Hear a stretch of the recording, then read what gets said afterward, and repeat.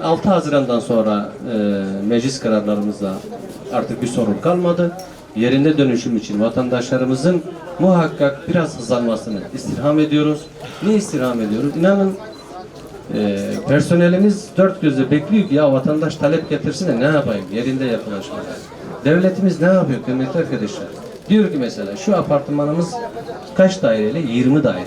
Kanun gereği diyor ki %51 bir araya gelin. 11 kişi bir araya gelsin.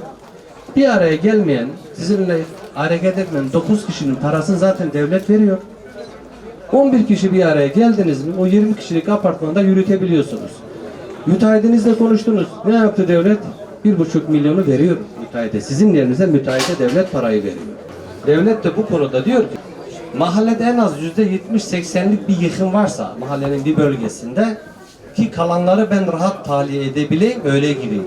Ama bir sokağa girdim, bir bina yıkılmış, 5.000'i ayaktaysa TOKİ'nin, devletin oraya girmesi mümkün değil. Şantiye kuracak, etrafını çevirecek, güvenlik tedbiri alacak, inşaat tekniği açısından bu mümkün değil.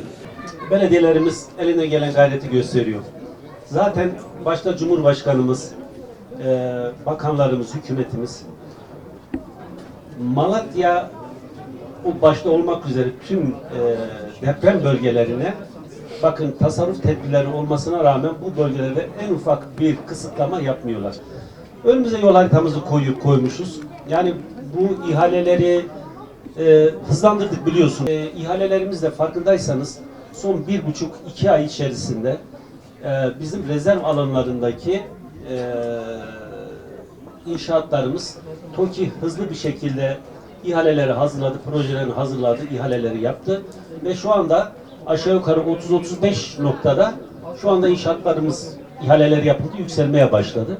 Allah'ın izniyle biz burada da kararlıyız. Yani boşalttığımız yerlerde ihaleleri yapıldı dediğim gibi.